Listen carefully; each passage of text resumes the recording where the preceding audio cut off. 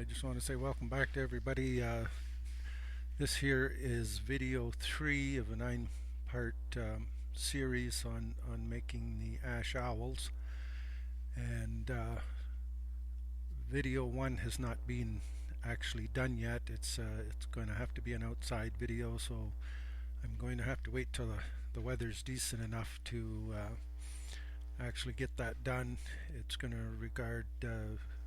require going out with the computer and actually doing a bit of filming in the bush, and that's on how to pick a tree that I would use to actually make the owls from, and the reason why I would pick that particular tree. So I'll cover that at a later date. But so this is video 3 of the 9-part series, and today I'm going to cover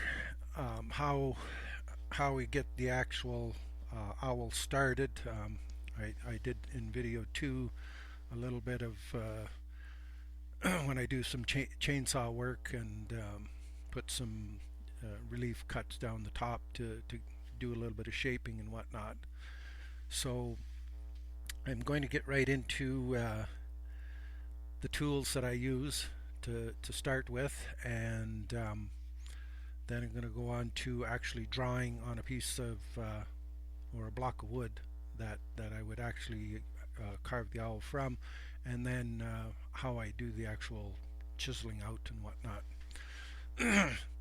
So don't have a lot of tools that are required.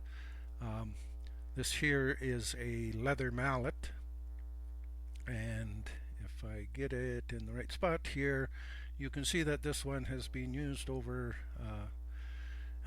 quite a bit and over quite a long period of time. They last a long time, and they don't really wear out. They get battered up pretty good over time, chiseling some of the harder dry wood and whatnot. I also keep handy a rubber mallet that I do use. I use the leather coated one most. It's easier on the chisels and whatnot, so I tend to use it as much as I can. Some of the harder wood I do need the rubber mallet as opposed to the leather one. The leather one doesn't have a lot of weight to it, whereas the rubber one is fairly heavy, and you get a better swing on using it. This here is one of my main chisels that I use. It's a gouge. Yeah, I think you can see it there if I get it just in the right spot. It's a gouge, and it's kind of a half rounded gouge, and it's got a bit of shape to a bit of a spooning shape to it down in here, so it makes it a little bit easier for removing material. I also have another one that's it's gouge. Let's see here. There we go. This is a gouge also, but you'll notice this one's much straighter, and it depends on what I'm trying to remove as material to which gouge. This one here is starting to fall apart now. It's had several wraps of tape on it to hold it together. But both of these chisels are probably in the area of 20 years old. And here's one of the main chisels I use. It's a V chisel. I don't know how to put this here to get the best shot of it. If I get it over here, you can see it's a very sharp V chisel, and it has a wee bit of spooning effect in here to actually dig down and remove the material as you go. It's starting to get taped as it gets well used over time.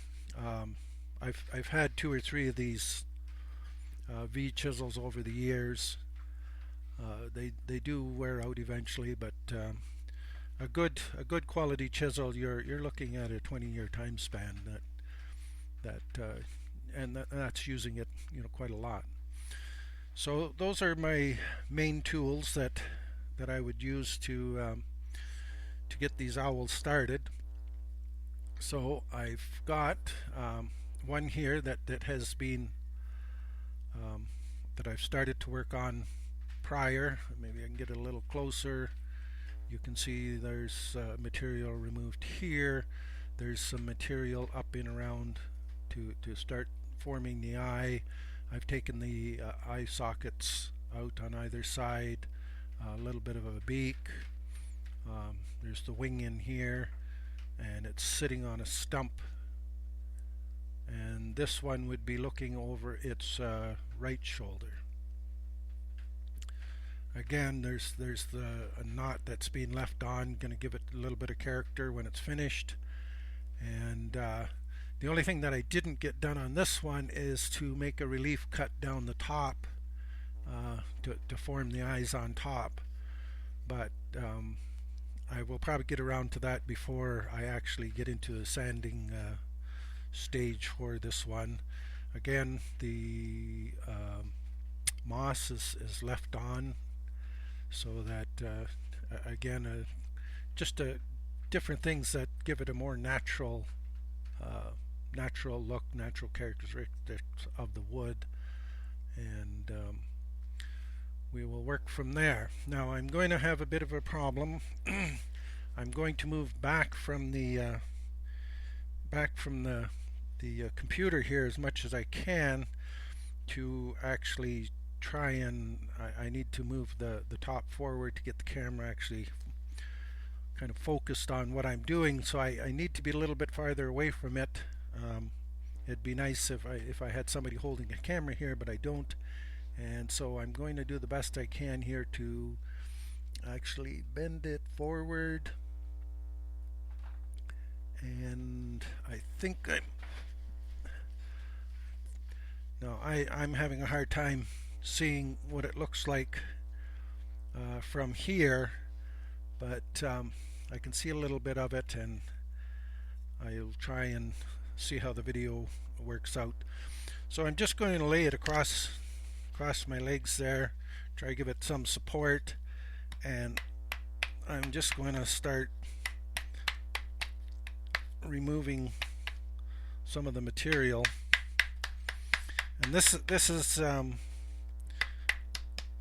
is removing material on the back of the head. I already have a little bit of a relief cut with the V chisel into the back of the head through here, so I'm just gonna try and remove the outer bark here and keep that little bit of a relief in there. I might have to go around again with the V chisel again, because that scoring is just basically through the bark.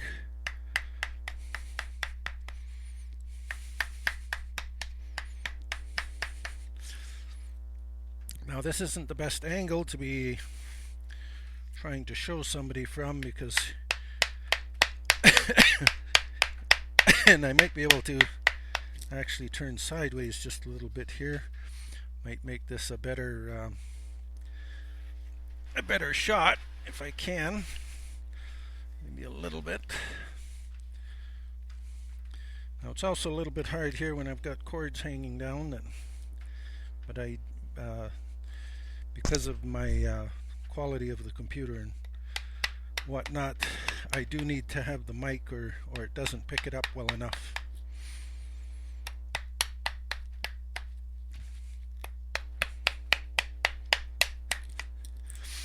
Now, because if this wood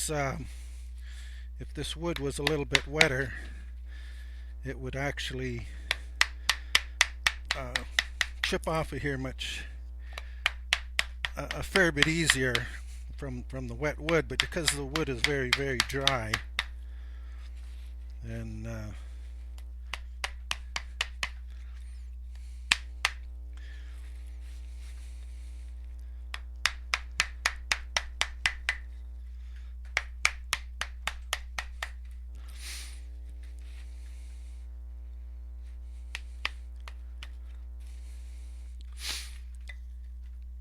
So what I've done along there is I've removed that outer bark, and as I said, there was a scoring here with the V chisel, and I'm going to re-score that again to keep my line.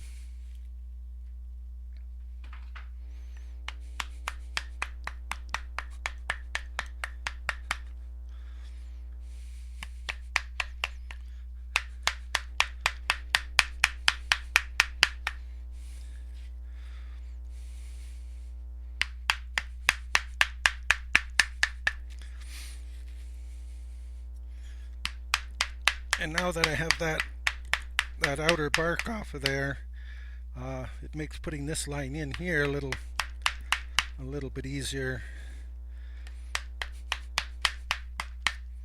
And I'm just trying to get a I don't know where, have a look here. There's I'm trying to get that shape in there. I also want to redefine this in here around the wings, around the wing up in here, and through that, the back along here would be okay, I think, or maybe I'll take a little bit more off of there.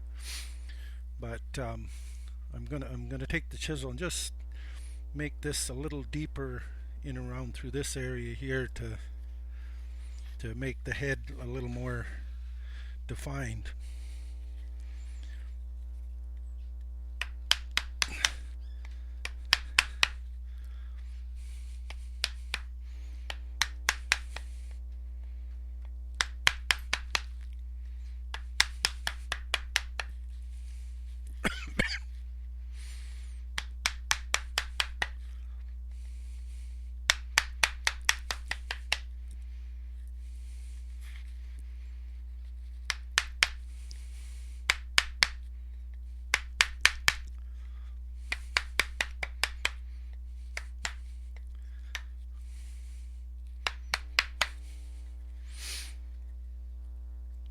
And again, I'm going to up at the top here, see if I can remove some more.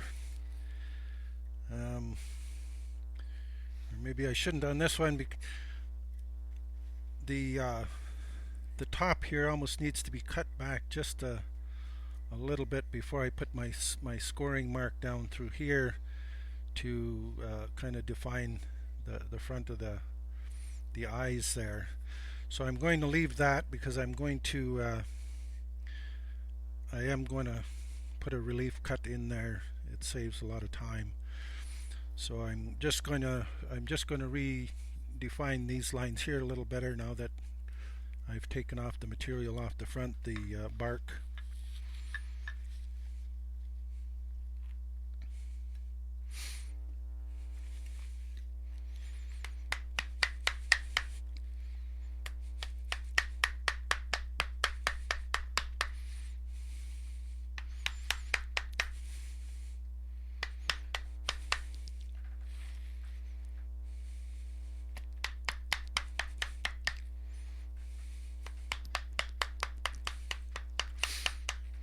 Now it takes a little bit of practice with using a chisel to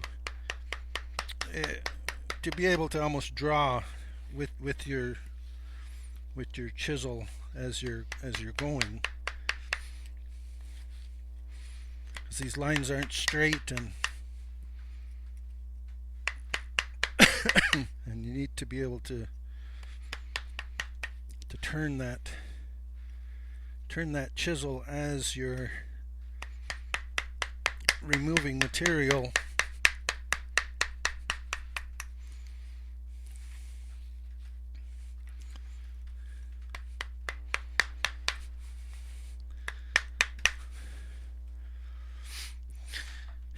Now again, I'm going to take my gouge there and remove a little bit here, a little bit at the top. I need to do a little bit just down below the beak here again. It's not quite deep enough.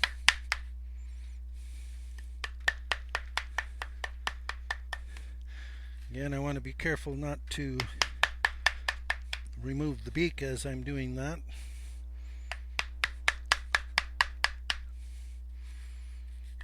Maybe I will a little bit more here.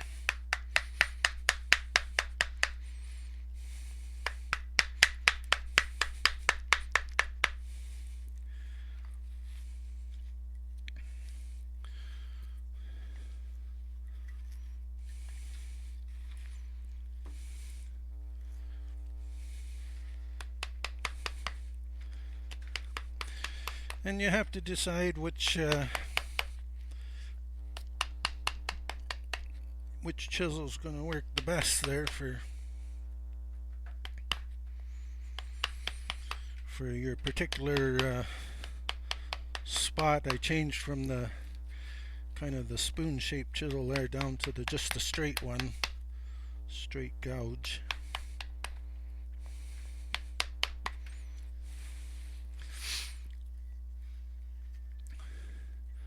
There, and I pretty much have this one shaped.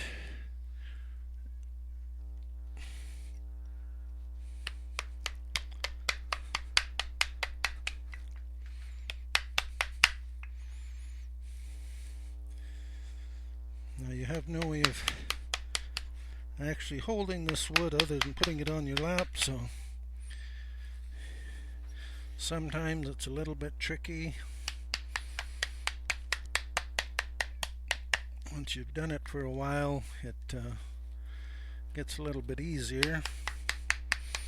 Just that you basically know which way you got to turn your piece of wood in order to be most effective.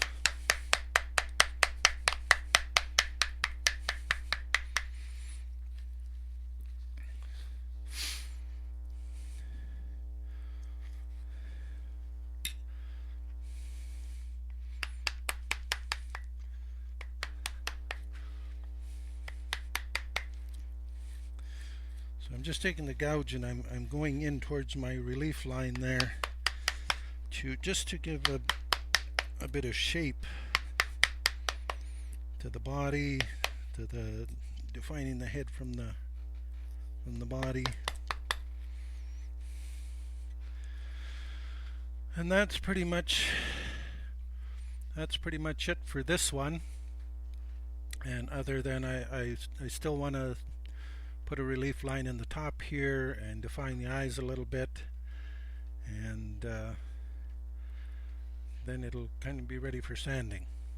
So my next step that I'm going to show you here is actually putting those lines on before you do the chiseling, just when you're working with the block of wood. Now, what I don't have here right now, or do I? Maybe I do. Yeah, I do here. And there's this piece is being cut. There's the angle in here. There's the relief cut there. I'm going to put my eyes in these spots here. So then, now for the purpose of this video, I'm going to use a white crayon. I don't know if that's going to be that effective or not, but hopefully you'll be able to see it. So all I'm going to do is take my crayon, and I don't have to be too accurate at this point. It's these are just a reference line. Try and keep the eyes up at the same height from side to side, and I'm going to just remove this material here. It's a little bit hard to even draw on it. It's almost easier to chisel than it is to draw.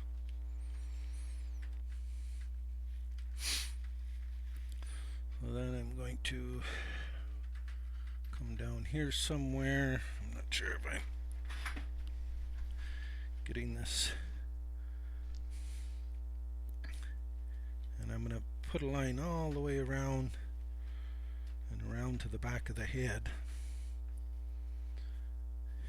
And meet my line there and bring it back around.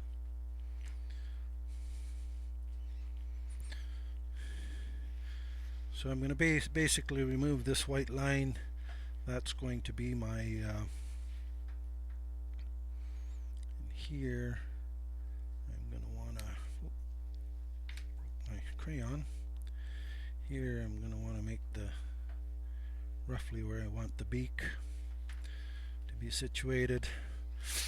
Now on this one, I think what I'm going to do is have him looking over his left shoulder, because of this knot here. I want to incorporate that into the front of my piece.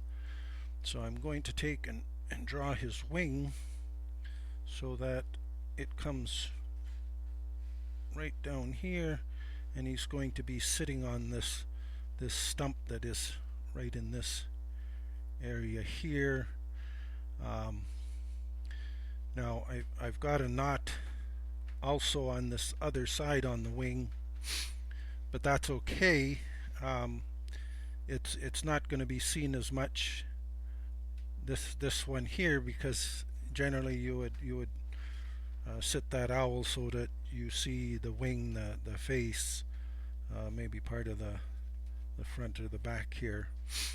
And then the next thing I'm going to do is, this is going to be the chest breast area, so I need to go exactly to the opposite side of my block of wood and put in, this is going to be removed here for the back of the wing. So now I've got a kind of a defined wing through here. I may take a little bit out the bottom here, I'm not sure. I'll decide that when how it looks once I remove some of the material. So that's pretty much the lines that guidance lines that I'm going to need. So I'm going to have a wing right here. I'm going to have a wing right here. I've got the stump defined here, the head, and the only other thing I need here is to define the back where I'm going to end removing material from this side here for around the eyes. So I've put that on there, and that's pretty much it. I'm ready to actually start chiseling on this one.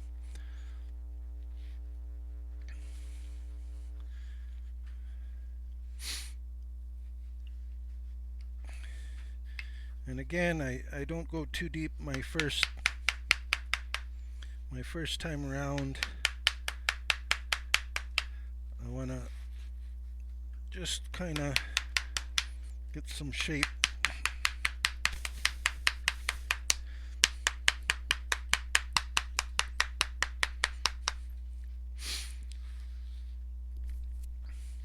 Now the one thing you want to be sure is that you're working with a sharp chisel, because this can be a daunting job if your chisel isn't that sharp. So I'm basically just through the bark in this first time round.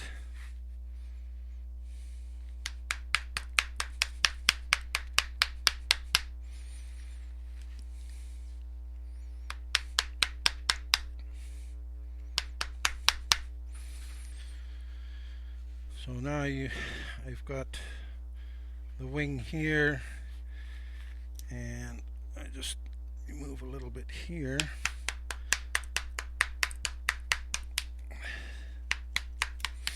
This will define my second wing.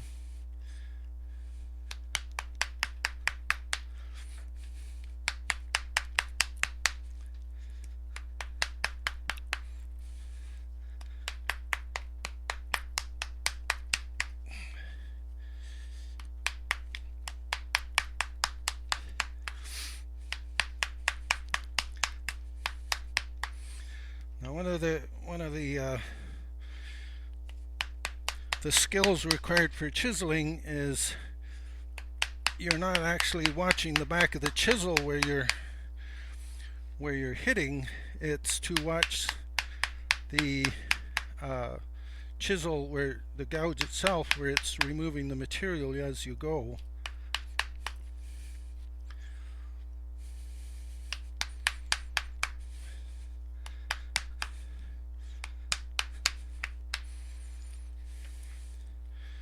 Okay, and then we've got the back here.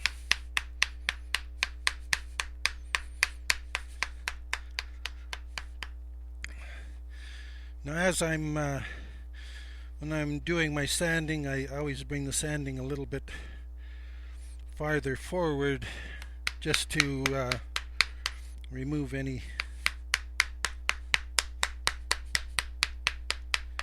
crayon lines that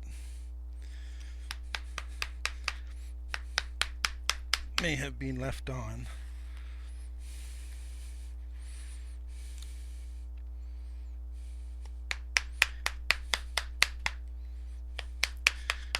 It's always better to leave a little bit more material, have some to remove, than try and get it too close right off the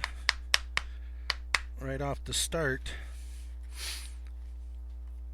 So now I've got the back here, and I've got my wing here, the stump, the breast. I'll just remove a little bit out from where I've designated the eyes.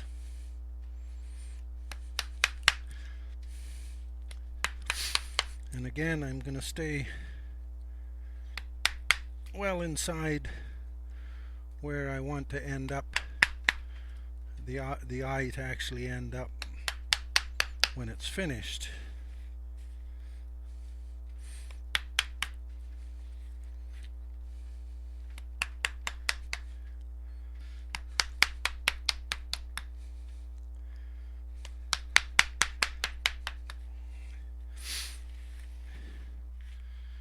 Until I actually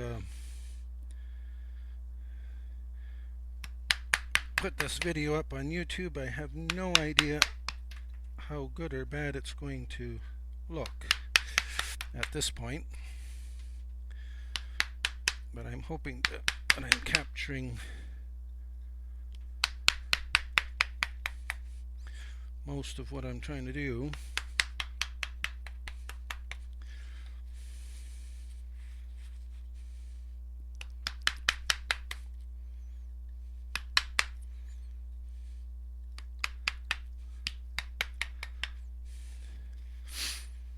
Okay, so I've got the eyes out there.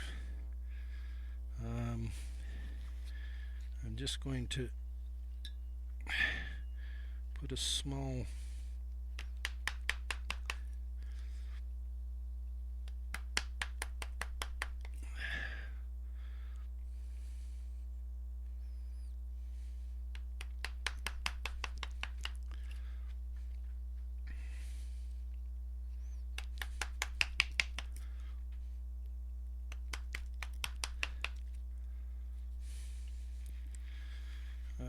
just trying to show the beak there a little bit, and then to remove this the bark off the back here. Again, I'm working down into the V.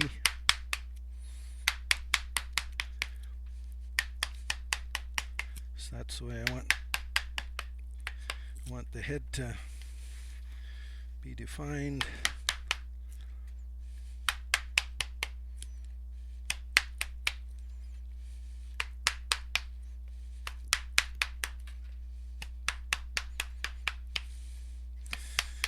And what I've found over the years is most people don't realize exactly how much work goes into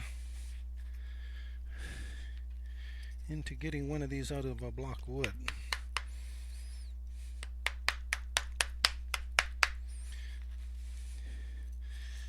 Every block of wood has one hidden in it, and as an artist you have to be able to just remove the material that you don't need to accomplish what you're trying to get out. So in reality there's a carving in every piece of wood, and it's just whether you can remove what's needed to get it out. Now along the top here, I'm trying to make some heavier cuts to shape the back of the head. So I'm trying to remove the flatness out of the back of the head here. So I'm bringing this kind of as deep as I can for a start.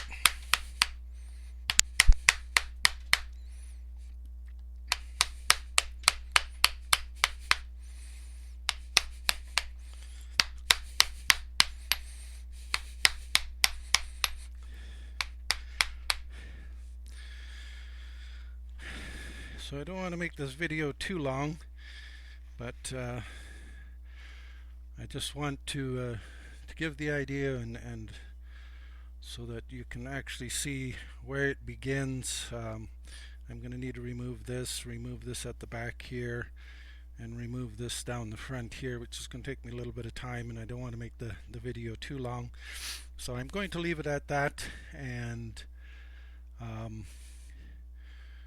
in our next video we're going to start sanding and shaping the head more around the eyes, that kind of thing, to start bringing some of the detail into it. Okay, until then, watch for the next video, and we will see everybody later.